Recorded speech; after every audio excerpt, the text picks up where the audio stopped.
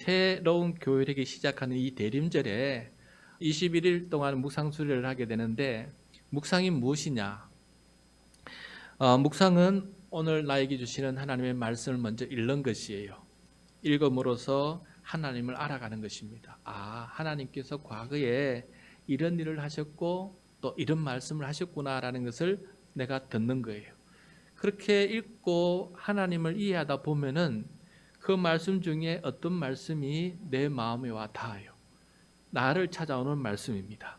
이것을 발견하는 것이 묵상의 꽃이에요. 아무리 읽어도 나에게 다가오는 말씀이 없으면은 그 글과 나는 별 관계가 없는, 당신은 당신이고 나는 나가 됩니다. 그런데 마음을 다해 믿음으로 나에게 주시는 말씀을 읽다 보면은 그 말씀 중에 나에게 다가오는 말씀이 생겨나게 돼요. 그래서 그 말씀을 나에게 주시는 말씀으로 이해하고 그 말씀 앞에 응답하고 순종의 결단을 내리는 것이 바로 묵상입니다. 그래서 묵상은 하나님 아버지의 자녀로서 내가 살아가는 삶의 귀한 방식이에요. 샘터와 같아요. 거기서 모든 영적인 양분이, 생명력이 솟아나는 그런 곳이기 때문에 샘터와 같은 것이 바로 묵상입니다. 그런데 묵상이 메마르게 되면은 하나님의 음성을 듣는 것이 귀가 닫히게 되고, 귀가 닫히게 되면 입으로 기도하는 기도가 나오지 않게 돼요. 그래서 말씀과 기도로 우리가 살아갈 수가 있는데, 말씀도 막히고 듣는 귀도 막히고 기도하는 입도 막히게 되면 그때부터는 살아있으나 죽은 영혼이 됩니다. 영적으로 죽은 것이다라고 말씀하고 있는 것이에요. 그래서 우리에게 필요한 것이 묵상이다라는 것을 다시 한번 상고해 봤으면 좋겠습니다. 여러분, 21일 동안 이번에 묵상할 말씀은 매일 성경의 11월로 12월호 말씀에 따라서 호세아와 아모스와 말라기 말씀을 묵상하게 됩니다. 특히 호세아와 아모스는 동시대에 살아갔던 선지자예요. 같은 시대에 살아갔던 선지자입니다. 북이스라엘 사람들이죠. 북이스라엘 하면 여러분 위대한 선배 선지자들이 떠올라야 됩니다. 누구입니까? 엘리야와 엘리사라고 하는 위대한 선지자 선배들이 있어요. 북이스라엘에는 가장 북이스라엘 악한 왕 아합 왕이 살아갈 때 하나님께서 두 선지자를 보내었어요. 전 국토가 바알화가 되어갈 때 이 바알화를 막기 위해서 보낸 선지자가 바로 엘리야와 엘리사예요. 그러다가 어느 정도 뜸했다가 이때 북이스라엘의 두 번째 큰 위기가 닥치게 됐어요. 겉으로 보면은 굉장히 번영한 시대예요. 바로 여로보암 2세 때입니다. 이 여로보암 2세 때는 북이스라엘이 지금까지 누렸던 최대의 번영, 최대의 성공, 최대의 정치, 경제적 모든 것을 다 누리고 있을 때가 바로 여로보암 2세 때예요.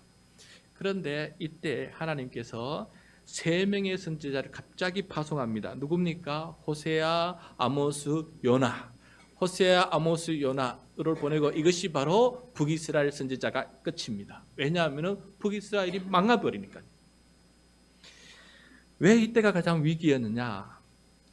가장 배부를 때, 여러분 솔직히 말해서 가장 배부르고 편안하고 좋은 게 넘치면은 하나님을 찾지 않고 편안을 즐기는 것, 이것이 생활화가 되어버려요. 우리나라도 50년대, 60년대, 70년대 굉장히 교회가 부흥하고 기도원마다 꽉꽉 찼는데 그때는 우리가 가난하고 갈급하고 힘들었기 때문에 그래요. 그런데 지금은 선진국이 바늘에 들어가면서 모든 게 편하고 살만하니까 여러분 지금 아무리 힘들다 그래도 예전에 비하면 좋은 거예요. 그러다 보니까 교회가 비어가고 있고 기도원은 이미 비어온 지 오래고 그런 삶이 되고 있어요. 그만큼 하나님과 멀어지는 삶이 되거든요.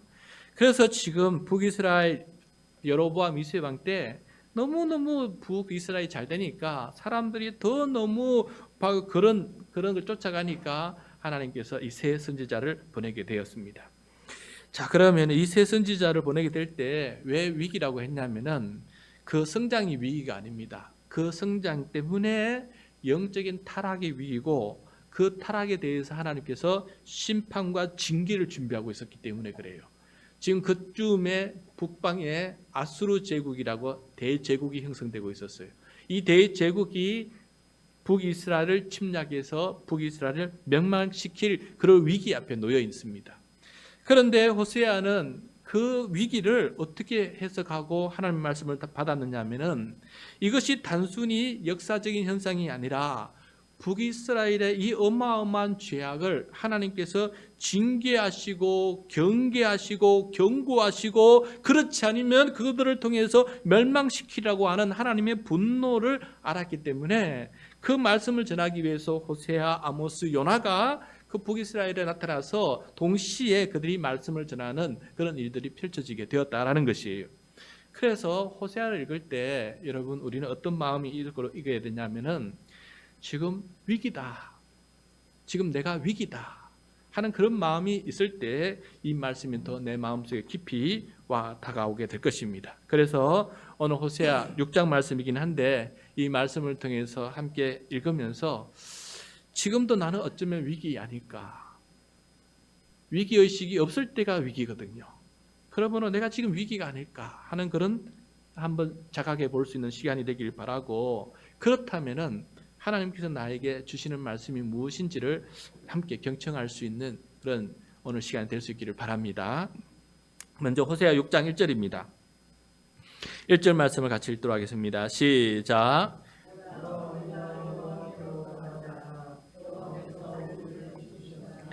도로 낫게 하실 것이요 우리를 치셨으나 사매어 주실 것임이라. 네. 호세아는 오라, 돌아오라, 어서 돌아오라. 그래서 우리가 하나님께 돌아가자라고 호소를 하고 있습니다. 어디에서 돌아오라는 것일까? 어디에서 돌아오라는 것일까? 호세아는 말보다 자기의 결혼 생활을 통해서 어디서 돌아와야 되는 것인지를 이 백성들에게 알려주는 그런 선지자였어요. 조금 힘든 선지자였습니다. 다른 선지자들에게는 말만 주시는데 이 호세아 선지자에게는 너는 말보다 행동으로 보여주라 라고 해서 삶으로 보여주는 그런 메시지를 전해야 되는 그런 어려운 선지자였어요. 하나님은 호세아에게 너는 바알 우상을 숭배할 뿐만 아니라 바알 신전에서 창기로 살아가는 음녀 고멜을 데리고 와서 결혼을 하라 라고 명령을 해요. 기괴한 결혼 생활 아닙니까? 선지자 앞에는 참 기가 막힌 이 명령 앞에 호세아는 좀 깨달았던 것 같아요. 하나님께서 왜 이렇게 하시는지. 그래서 순종을 합니다. 순종을 해요. 그래서 그 음녀 고멜을 데리고 와서 자녀 셋을 낳았는데 이 고멜이 다시 남편 호세아를 버리고 과거의 그 삶이 너무 좋아서 다시 바알 신전 창기로 돌아가 버려요. 이건 뭐 이혼 사유거든요. 이혼해도 상관없는 일이에요. 그런데 하나님께서 다시 호세아에게 가서 명령합니다. 가서 그 고멜을 다시 돈 주고 사가와라. 다시 아내로 삼아서 살아라 라는 거예요. 첫 번째 명령도 기가 막혔는데 이 두 번째 명령은 더 기가 막히지 않습니까? 그런데 호세아는 좀 알았던 것 같아요. 그래서 다시 돌아가서 그 고멜의 몸값을 성전에다 지불해주고 다시 그 아내를 데리고 와서 함께 살아가는 삶을, 이 기막힌 삶을, 선지자가 이렇게 살아가면 안 되는데 이런 기막힌 삶을 백성들 앞에 다 보여줍니다. 여러분, 호세아의 이 결혼 생활은 신랑 되신 하나님과 신부 되신 이스라엘의 영적인 이 결혼 상태를 보여주고 있는 그런 모습이에요. 하나님과 이스라엘은 성모선약처럼 그런 언약을 맺고 살았습니다. 우상을 섬기던 아브라함을 하나님께서 불러오셔가지고 앞으로 너를 통해서 인류 구원을 계획을 할 테니까 내 뜻대로 순종하면 내가 그를 이루겠다. 아브라함이 그 순종을 하게 되었어요.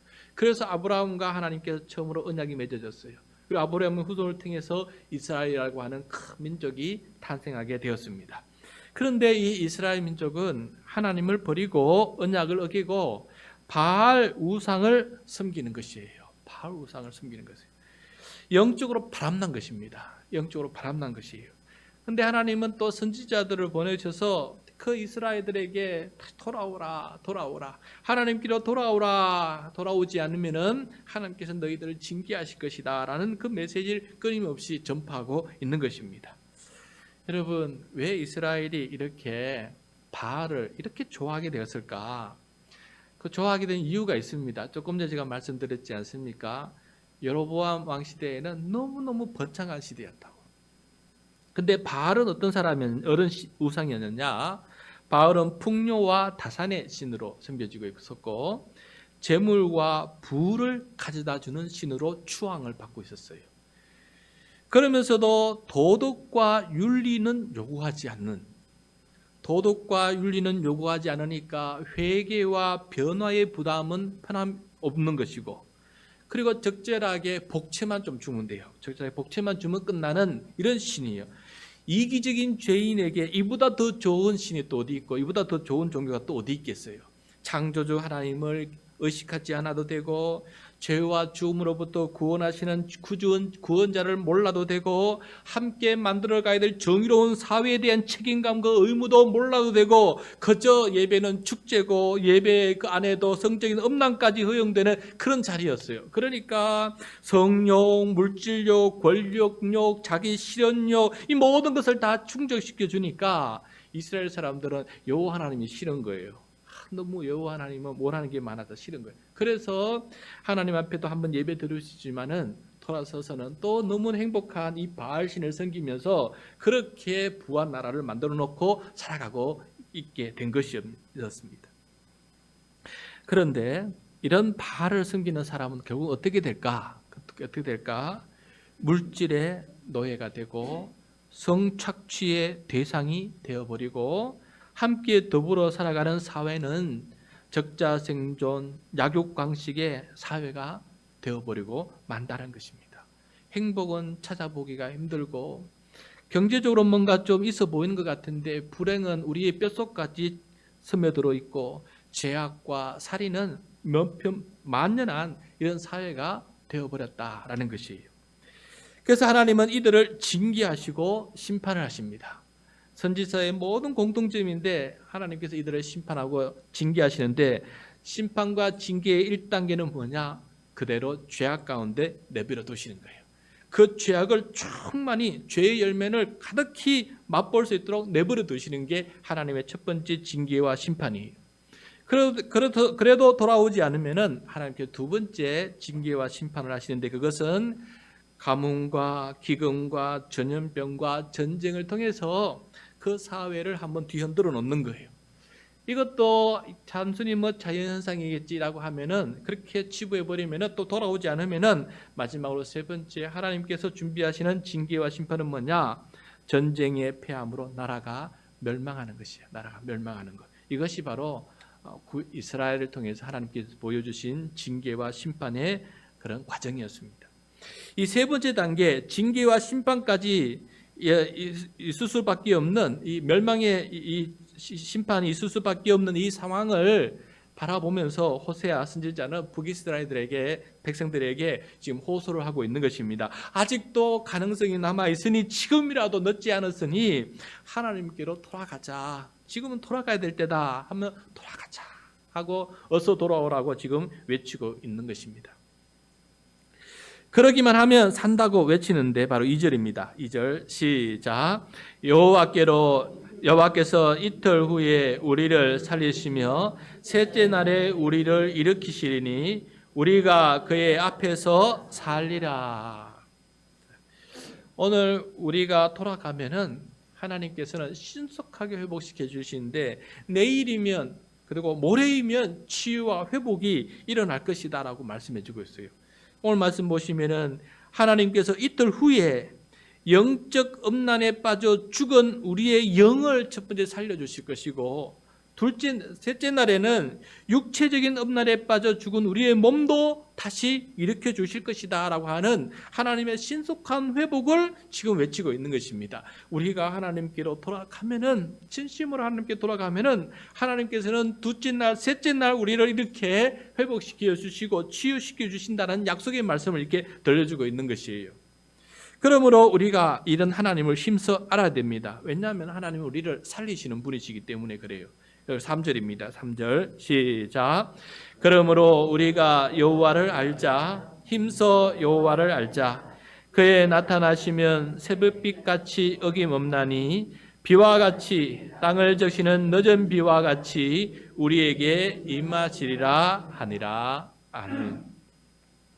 죽은 나무가 살려면은 물을 먹어야 되고 빛을 받아야 그 죽은 나무가 살아나지 않습니까? 그것처럼 호세아가 알고 있는 하나님은 어떤 하나님이시냐 하면은 하나님은 빛처럼 새벽빛같이 어김없이 나타나셔서 우리에게 환한 빛을 비추어 주시는 분이시고, 하나님은 비와 같이 땅을 적시는 늦은 비와 같이 우리에게 임하셔서 우리에게 필요한 물을 공급해 주시는 분이시다라는 것을 말씀해 주고 있습니다. 그러므로 우리가 하나님께 돌아가면은 하나님께서는 이렇게 우리에게 임하여 주실 것이다. 내 마음 문을 활짝 열고, 주님, 내 영혼이 지금 말라 비틀어졌습니다. 내 영혼이 타고 있습니다. 내 안에 다시 오셔서 나에게 하나님 다시 생명을 일으켜 주십시오라고 두 손 들고 주님 앞에 돌아가면은 주님께서는 기뻐하시면서 둘째 날 회복시켜 주시고 셋째 날 회복시켜 주셔서 우리를 살아있는 영혼으로 바꾸어 주신다라는 것을 지금 이렇게 힘써 강조하고 있는 것입니다. 그래서 이 하나님께로 돌아가자라는 것이에요. 하나님께서 돌아가야 되는데 문제는 우리 이스라엘의 지금 실상은 어떠냐? 어떤 실상이냐? 하나님께서 직접 이렇게 말씀하시는 구절들이 이제 시작이 됩니다. 이스라엘의 실상 4절입니다. 4절 시작. 에브라임아 내가 내게 어떻게 하랴? 유다야 내가 내게 어떻게 하랴? 너희의 인애가 아침 구름이나 쉬 없어지는 이슬 같도다. 네. 에브라임은 북이스라엘의 9개 지파 중에서 가장 업덤되는 지파였어요. 그래서 에브라임이라고 부르는 것은 북이스라엘 부르는 것과 똑같은 거예요. 그래서 하나님은 북이스라엘과 남유다 모두에게 내가 내게 어떻게 하랴? 내가 네게 어떻게 하면 좋겠냐? 무엇을 할 수 있겠느냐 내가? 라고 이렇게 질문하십니다. 왜냐하면은 그들의 인애가 아침 구름이나 쉬 없어지는 이슬 안개 같기 때문에 그렇다라고. 여러분 오늘 아침에 안개 구경하셨습니까? 오늘 포천으로 다녀오는데 아마 깜깜해서 앞에 라이트를 다 켜야 될 정도로 그렇게 안개가 가득 찼어요. 근데 여러분 안개가 이렇게 가득 차도 태양이 떠오르면 어떻게 됩니까? 안개는 사라지고 말지 않습니까? 근데 여기서 보면은 하나님께서 언약을 말씀하신 너희의 인애가 이런 안개 같다는 거예요. 너희의 인애가 이런 안개 같다. 여기서 여러분 인애가 무엇인지 우리가 좀 알 필요가 있어요. 성경에는 사랑이라는 단어가 많이 나오는데 특별히 구약 성경에서 사랑보다 더 가벼 있는 사랑을 인애라고 말해요. 인애. 이 인애는 어떤 은혜냐 하면은 언약을 맺은 사랑이라는 거예요. 언약을 맺은 사랑. 그래서 언약을 맺은 사랑이기 때문에 언약이 지켜주는 사랑이라는 것입니다. 그러므로 쉬 사라지는 사랑이 아니고 언약이 살아있는 동안에 끊임없이 유지되는 사랑이 바로 인애다라는 인애. 또 언약으로 묶었기 때문에 이 사랑은 변함없는 사랑, 끊임없는 사랑, 불변하는 사랑, 또 헌신된 사랑, 충성된 사랑이 바로 인애다라는 것이 인애. 그래서 이스라엘에게 이 인애가 필요한데 이 인애가 안개같이 그렇게 사라지는 인애더라라는 것이에요. 여러분 우리 아침 안개, 호수에 아침 안개가 이렇게 피어오르고 또 산에 들판에 아침이 피어오른 안개를 찍기 위해서 제 친구가 사진사인데 밤을 샌답니다. 그 명당에 가서 낮에 미리 가보고 좋은 자리를 보아두고 그 자리에서 텐트를 치고 밤새 거기서 기다리다가 아침에 해 뜨기 전에 미리 일어난다는 겁니다. 일어나서 해가 뜨는 것을 기다리면서 그 여명에 맞추어서 사진을 찍기 위해서 밤을 새서 기다린다는 거예요. 왜냐하면 그 조금만 지나면 거기 싹 다 사라지기 때문에 그렇습니다. 어떤 사람에게는 이 안개가 너무나 아름다운 작품이고 이 안개 보려고 그렇게 간절히 기다리는 대상이 되지만은 오늘 말씀에서 안개는 영적으로 굉장히 위험한 상태를 알리는 그런 것입니다. 호세아는 안개의 이미지를 이스라엘의 불신앙에 이렇게 비유하고 있어요. 주님을 향한 이스라엘의 민족의 이 헌신이 그야말로 아침 구름 같고 쉬 사라지는 이슬처럼 공허하고 더덥다라는 것을 말씀할 때마다 이렇게 안개 이야기를 하고 있는 것을 보게 됩니다. 조금만 힘들고 어려운 일을 당하거나 아니면 조금만 편안하고 좋은 일을 만나게 되면은 그들의 영적인 충성과 헌신은 증발해버리고 맙니다. 꾼데 없이 사라져 가고 없어진다는 것이죠. 그래서 오늘날 많은 사람들이 이와 같이 안개 같은 믿음을 가지고 살아가고 있지 않는지 우리가 반성해 볼 필요가 있습니다. 우리가 감정적으로 좀 좋은 일이 있으면은 하나님 사랑합니다라고 하지만은 또 감정이 식어지고 차가워지면은 하나님 사랑 어디 있습니까 하면서 그 헌신과 충성이 증발해 버리는 이러한 안개 같은 인애를 가지고 살아간다면은 우리가 북이스라엘에 태어난다면 우리도 그런 일을 하면서 살아갈 수밖에 없는 사람이 될 것이다라는 것이에요. 이런 안개 같은 인애를 가진 이스라엘을 어쩌면 좋겠느냐 하고 지금 묻고 계시는데 당연히 하나님께서는 채찍이 아니겠느냐, 징계가 아니겠느냐라고 말씀하십니다. 5절입니다. 5절 시작. 그러므로 내가 선지자들로 그들을 치고 내 입의 말로 그들을 죽였노니 내 심판은 빛처럼 나오느니라. 아멘. 선지자는 하나님의 말씀을 대신 전달하는 사람, 대언자 아니겠습니까? 선지자의 입을 통해서 그들에게 하나님께서 말씀하십니다. 그들을 죽이는 말씀을 하신다라고 말씀하고 있어요. 여기서 죽인다라는 것은 바로 그들을 징계하고 심판하신다라는 거 아니겠어요? 그런데 이 죽이는 일을, 심판을 빛처럼 나오게 하겠다. 어떻게 해요? 그냥 정확하게 지체 없이 그렇게 그 일을 하나님께서 하시겠다라고 하는 것을 말씀해 주고 있습니다. 여러분, 선지자들이 전하는 이 말씀, 호세아가 전하는 이 말씀을 그들이 듣고 이 징계의 심판의 말씀을 듣고 뉘우치고 회개를 해야 되는데 이렇게 전해도 그들은 들은 채 만채예요. 그래서 주님께서 말씀하십니다. 6절입니다. 6절 시작. 나는 인애를 원하고 제사를 원하지 아니하며 번제보다 하나님을 아는 것을 원하노라. 아멘. 네. 여러분, 호세아에서 가장 유명한 구절입니다. 호세아서 암송 구절을 하면은 바로 이 6장 6절 이 말씀을 얘기할 때가 많이 있어요. 가장 유명한 호세아의 말씀이 하나님께서 원하시는 것이 무엇인지 가르쳐주고 있습니다. 하나님께서 원하시는 게 뭘까? 왜냐하면 이스라엘이 하나님께서 원하시는 것이 무엇인지 알지 못하기 때문에 그래요. 하나님께서 원하시는 것은 제사와 번제보다 뭐라고요? 인애와 하나님을 아는 것을 원한다라고 가르쳐주고 있는 것을 보게 돼요. 정말 하나님께서 원하시는 게 뭘까? 하나님은 제사와 번제를 원하지 않는다는 말씀이 아니에요. 그 말씀은 아닙니다. 그보다 더 원하는 게 있다는 거예요. 왜냐하면 제사와 번제는 다 하나님께서 명령하신 것이고 이것을 통해서 하나님 관계가 회복되고 깨어진 관계가 회복되는 것이 제사와 번제이기 때문에 꼭 필요한 거예요. 그런데 이 제사와 번제를 형식적으로 드리다 보니까 내가 정말 원하는 게 무엇인지 모르느니 이 제사와 번제를 통해서 내가 진실로 원하는 게 무엇인지 아직도 모르겠느냐, 아직도 내 마음을 모르느냐, 내가 원하는 것은 인애다라고 이렇게 지금 말씀해 주고 있는 것입니다. 내가 예배를 통해서 원하는 것은 인애다. 여러분, 오늘 우리도 이렇게 예배 드리고 있습니다. 하나님께서 원하시는 게 무엇일까요? 하나님께서 우리에게 예배하는 우리들에게 원하시는 것이 무엇일까요? 인애 아니겠습니까? 인애를 알고 예배를 드렸으면 좋겠다라는 거 아니겠습니까? 근데 이 인애가 무엇입니까? 다시 한번 말씀드리면 언약을 맺은 사람, 일편단심, 변함없이 충성되어서 그걸 위해서 살아가는 그런 마음, 한 마음, 그게 바로 인애 아니겠습니까? 그런데 이스라엘은 이 언약을, 이 인애를 어기고 하나님도 바알 우상도 다 섬기고 살아가는 거 아니겠습니까? 결국은 이게 어떤 역할을 하게 됩니까? 하나님을 우상 수준으로 끌어내린 거 아니겠어요? 우상은 사람이 돌과 흙으로 깎아 만든 사람의 피조물 아니겠어요? 사람이 만든 거 아니겠어요? 이 두 개를 동시에 다 섬긴다는 것은 하나님을 인간의 피조물로 격화시켜버린 거예요.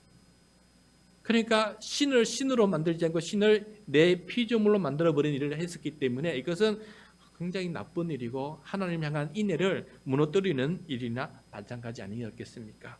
그래서 하나님께서 원하시는 것은 인애다. 정말 다른 그 어떤 것이 아니라 창조주와 구원자 대신 나 하나님을 절대 순종하고 섬기는 그런 일편단심 마음을 가지고 살기를 바라는 것, 이것이 바로 오늘 우리 창조주 하나님과 구원자 예수 그리스도 앞에 예배드리는 진정한 목적이다라는 것을 가르쳐주고 있는 것입니다.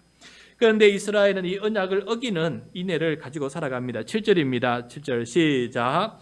그들은 아담처럼 언약을 어기고 거기에서 나를 반역하였느니라. 자, 아담은 최초의 인류예요. 우리 모두 공통의 조상입니다. 그런데 아담과 하와가 하나님의 말씀을 어기고 하나님의 언약을 어기고 그리고 자기 마음대로 먹지 말라는 거 먹지 않았습니까? 하나님과 대적하지 않았습니까? 하나님의 명령을 거역하고 반역하지 않았습니까?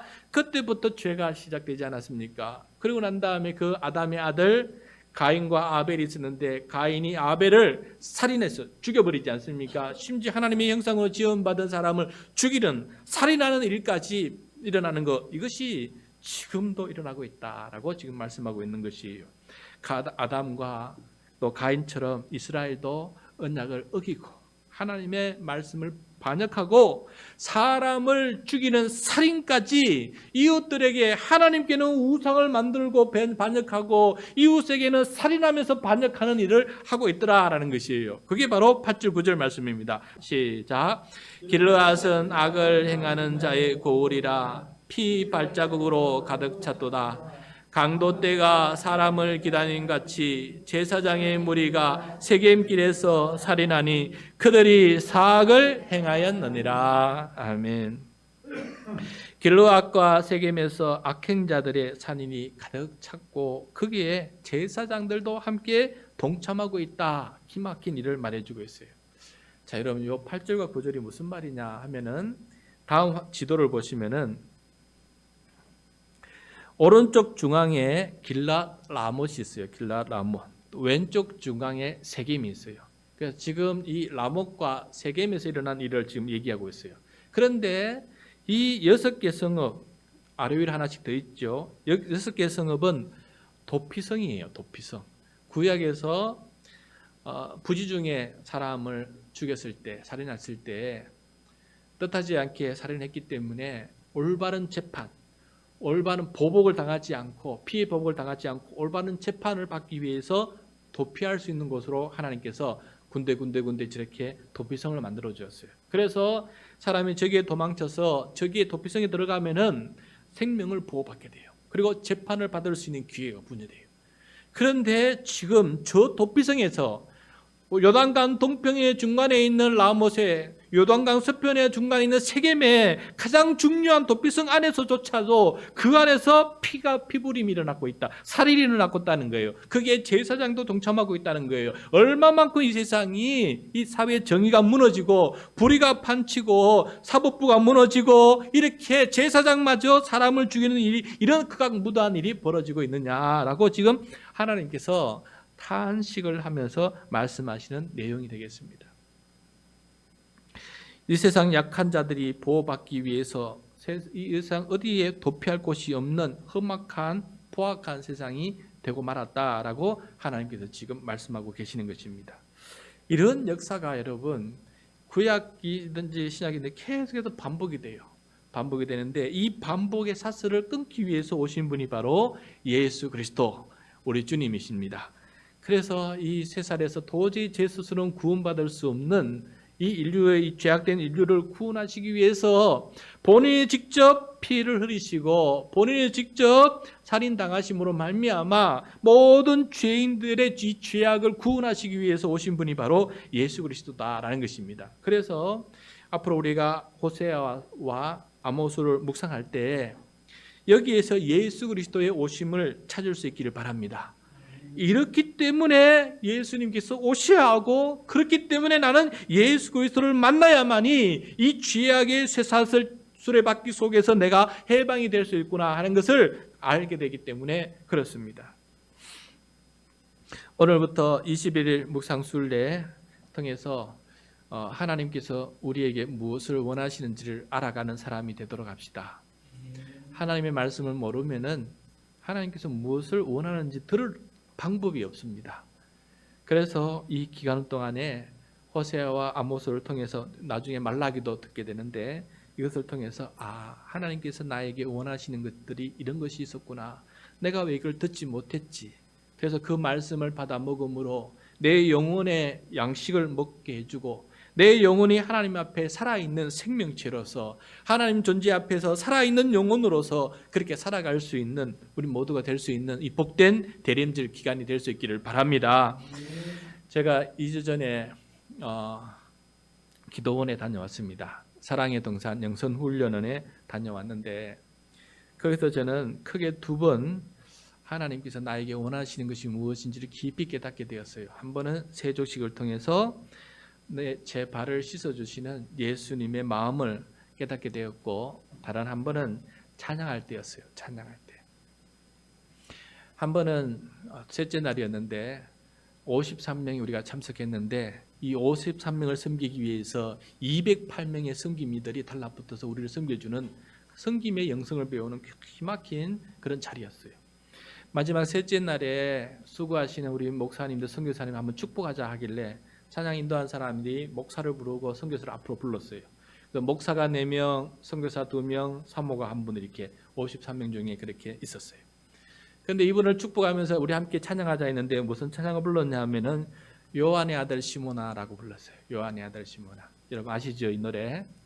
요한의 아들 시모나, 내가 다른 사람들보다 나를 더 사랑하느냐 하고 주님이 물으셨네. 그때 나는 주께 대답했네. 여기까지는 제가 따라 불렀어요. 여기까지는 따라 불렀는데, 그 다음에 제가 해야 될, 입으로 불러야 될 게, 내가 주를 사랑하는지 주님께서 아십니다. 주님께서 내 마음을 아시네. 이걸 내 입으로 불러야 되는데, 내가 할 때부터 제가 입을 열지 못했어요. 그리고 내 입에서 주님을 사랑한다는 이 가사가 나와야 되는데, 가사가 안 나오고 제 눈에서 눈물이 가사가 되어서 펑펑 흘러내렸어요. 좀 쪽팔리기도 하고 했는데 주체할 수가 없었습니다. 제가 그렇게 펑펑 울고도 자리에 들어가서 한참을 더 울었습니다. 이해하지 못할 정도로 한참을 더 울었어요. 그렇게 울고 나서 이제 제 마음에 어떤 마음이 다가왔냐면, 주님께서 이렇게 말씀해 주시는 것 같아요. 그래, 울고 싶을 때는 마음껏 울어도 된다. 나도 3번 크게 울었어. 나도 크게 3번은 크게 울었어. 제자들이 보면은 좀 이상할 정도로 나도 크게 3번 울었어. 너도 한번 크게 울 때가 됐다. 한번 울어봐라. 괜찮아, 울어. 그리고 내가 옆에서 같이 울어줄 테니까 실컷 울어라 라고 이렇게 얘기해 주시는 것 같았어요. 그래서 제가 한번 실컷 울었던 것 같습니다. 한 주가 지나고 지난주에 화요일 날에 참여했던 사람들이 다시 한번 리유니온이라고 해가지고 다시 한번 모였어요. 그 영성훈련 때 받았던 은혜를 기억하고 또 간직하고 오래 지속시키자 하는 그런 의미에서 이 리유니온 모임이 한 번 더 있었는데, 제가 얼마나 많이 울었던지 거기 지도하시는 목사님께서, 목사님이 이번 리유니온 모임에 설교를 좀 부탁합니다. 설교 좀 해주세요. 그리고 간증 겸 설교를 좀 부탁합니다 라고 그렇게 요청을 받고, 제가 가서 그래서 설교하고 간증을 했어요. 제가 받은 세족식 은혜와 찬양의 은혜를 함께 나누면서 본문도 이렇게 요한복음 21장 요한의 아들 시몬한 내용을 가지고 함께 설교를 하게 되었습니다. 그리고 난 다음에 제가 고백을 했습니다. 어떤 고백을 했냐면은,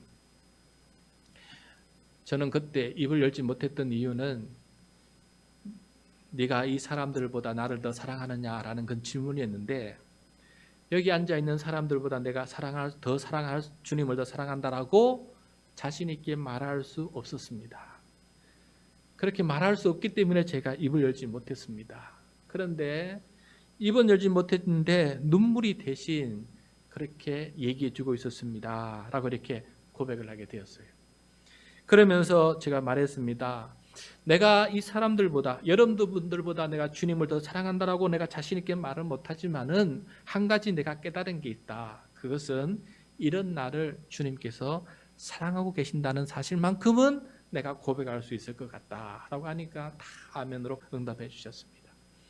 내가 주님을 사랑하지 못하지만은 그 주님께서 나를 내 곁에서 눈물을 주시고 함께 울어주시는 그 주님 앞에서 제가 깨달았습니다. 아, 주님께서 나를 이렇게 이해해 주시고 또 함께 울어주고 계시는 분이 계시구나. 주님의 사랑이 이렇게 변함이 없구나. 나 같은 사람에게도 이렇게 변함없는 사랑, 그 인내를 나에게 변함없이 보여주고 계시는구나 하는 것을 깨닫게 되었어요.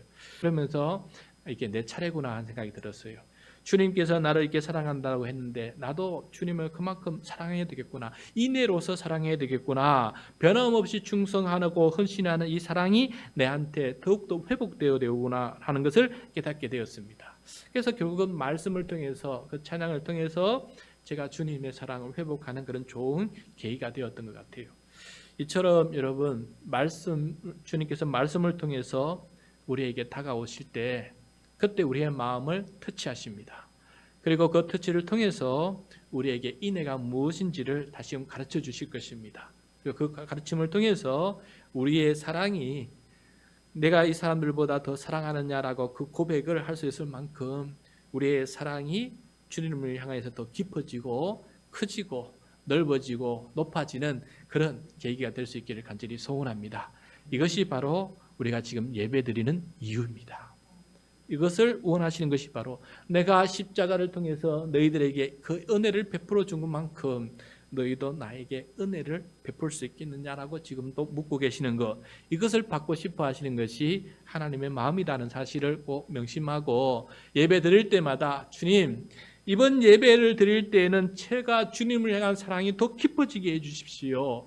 이번 예배 드릴 때에는 내가 하나님을 향한 사랑이 더 넓어지게 도와주십시오. 왜냐하면 하나님께서 이 예배를 통해서 원하시는 것, 받고 싶어 하시는 것, 그것이 바로 알고 싶어 하시는 것, 그것이 바로 우리의 인애이기 때문에 오늘 배웠기 때문에 그렇습니다. 앞으로 이후로 예배 드릴 동안에 예배 드리게 미리 앉으셔서 말씀을 읽으시고 묵상하시면서 하나님께 기도하시기 바랍니다. 하나님, 내가 이 한 주 동안 살다가 지쳐 살다가 아버지 지쳐 살다가 이렇게 찾아왔습니다. 이 한 예배 시간에 내가 이 예배를 통해서 내 영혼을 살리는, 가라앉은 내 영혼을 살리는 그 사랑이 내 안에서 회복되는 그런 예배가 되게 해주십시오. 그렇게 간절히 기도하면은 하나님께서는 즉시 1시간 뒤에 내 영혼을 살리시고 1시간 뒤에는 또 내 몸까지 살려서 회복시키는 놀라운 은혜를 우리에게 베풀어 줄 줄로 믿습니다. 이러한 참된 예배를 드리는 우리 모두가 되시기를 간절히 축복합니다.